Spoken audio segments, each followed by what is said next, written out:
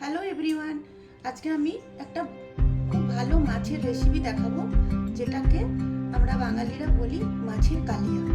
তো আমি একটু অন্যরকমভাবে বানাবো আর একটু ড্রাই বানাবো, যাতে শুকনো ভাতের সাথে খেতে খুব ভালো লাগে। কারণ সবসময় একই খাবার খেতে খেতে আমাদের মুখটা কিন্তু একটু চেঞ্জ করা দরকার হয়। আমি কিন্তু একটু ড্রাই করে বানাবো, যাতে আমরা শুকনো ভাত দিয়ে খুব ভালোভাবে খেতে পারি। তো প্রথমে আমি এই মাছগুলো একটু নুন হলুদ মাখিয়ে 15-20 মিনিট রেখে দিয়েছি, যাতে মাছের মধ্যে নুন আর হলুদটা ভালো করে ঢুকে যায়। এরপরে আমি মাছগুলো প্রথমে ফ্রাই করে নেব। কড়াই আমি বসিয়ে দিয়েছি গ্যাসে, এবার তেল দিয়ে দেবো গ্যাসে। সরষের তেল আমি দিয়ে দেবো।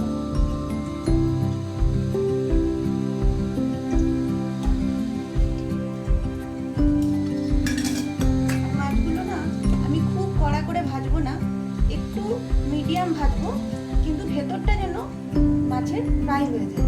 তো খুব বেশি কড়া করলে কিন্তু মাছের টেস্টটা নষ্ট হয়ে যায়। তো এবারে আমি কড়াইটা গরম হোক, আমি মাছগুলো ভাজতে শুরু করব। মাছের তেলটা গরম হয়ে গেছে, এবার আমি একটু একটু করে মাছগুলো ছাড়তে শুরু করব।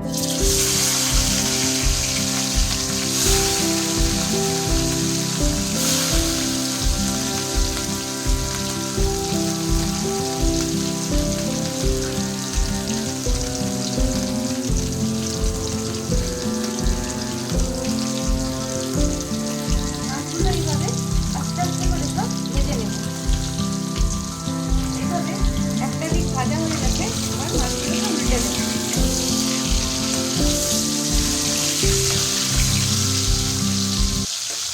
এইভাবে উল্টে দিয়ে আরেকটা দিক একটু ভালো করে মিডিয়াম ফ্লেমে ভেজে নিচ্ছি আমি।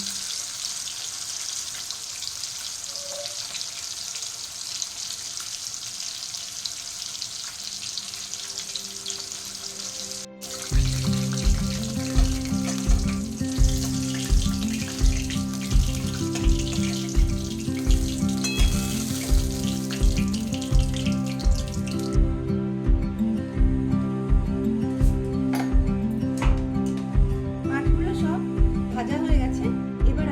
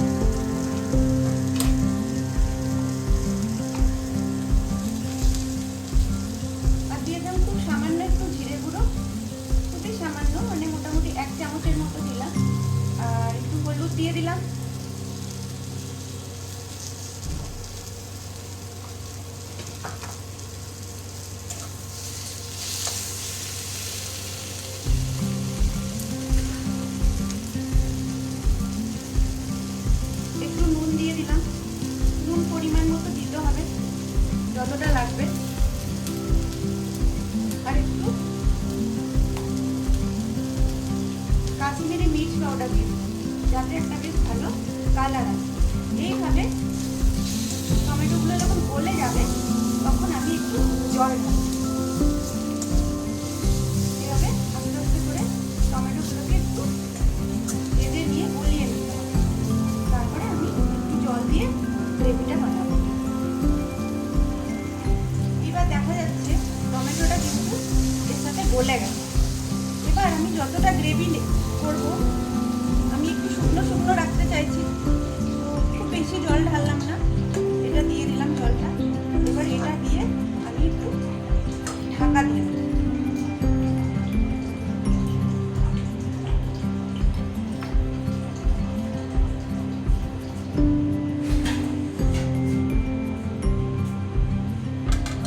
এটা একটু ফুটে গেলে তখন আমি মাছগুলো দিয়ে একটু সানরাইজের গরম মশলা দিয়ে তারপরে মাখা মাখা করে নামিয়ে দেবো।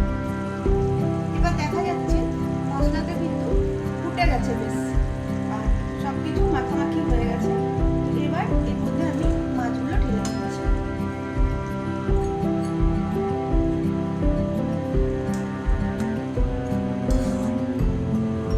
মাছগুলো ঢেলে দেওয়ার পর আমি আবার ঢাকা দিয়ে কিছুক্ষণ লো ফ্লেমে ফোটাবো মাছগুলো ঢেলে দেওয়ার পর। আর আমি যে জিনিসটা করেছি সেটা হলো যে আমি কোনো মশলা কিন্তু মিক্সিতে পেস্ট করে দিই। আদা রসুনটা গ্রেট করে দিয়েছি, পেঁয়াজটা একদম পাতলা করে কুচিয়ে দিয়েছি, টমেটো কাঁচা লঙ্কা দিয়েছি, আর সামান্য জিরে গুঁড়ো দিয়েছি। মশলাও কিন্তু বেশি দিইনি, তেলও বেশি দিইনি, আর ফোড়নে কালো জিরে দিয়েছি। তো এইভাবে করলে না কালিয়াটার টেস্টটা পুরো অন্যরকম হয়। তো যাক, বা ঢাকা দিয়ে দিই। 3-4 মিনিট ফুটে গেলে তারপরে আমি গরম মশলাটা দিয়ে সার্ভ। এইবার দেখা যাচ্ছে যে ফুটে গেছে মাছগুলো দিয়ে। এবার আমি একটু সানরাইজের পুরো গরম মশলা সামান্য ডাল, আর সানরাইজের মশলাটা ব্যবহার করলে ভালো হয়, গরম মশলাটা, কারণ এটাতে খুব ভালো একটা গন্ধ ওঠে। বাকি আমি অন্য গরম মশলা ইউজ করলে দেখেছি জিনিসটা ভালো হয় না। তো এটা খুব কম করে আমি একটু দিয়ে দিলাম। দেওয়ার পরে জাস্ট 2 মিনিট ফোটাবো। ফোটার পরে কিন্তু এটা নামিয়ে দেবো। আর নিশ্চয়ই বোঝা যাচ্ছে এটা খুব পাতলা হয়নি, একটু গাঢ় গাঢ় হয়েছে। এটা কিন্তু খেতে বেশ ভালো লাগে। তো এইভাবে 2 মিনিট হলে গরম মশলাটা দিয়ে তারপরে আমি সার্ভ করে দেখাচ্ছি।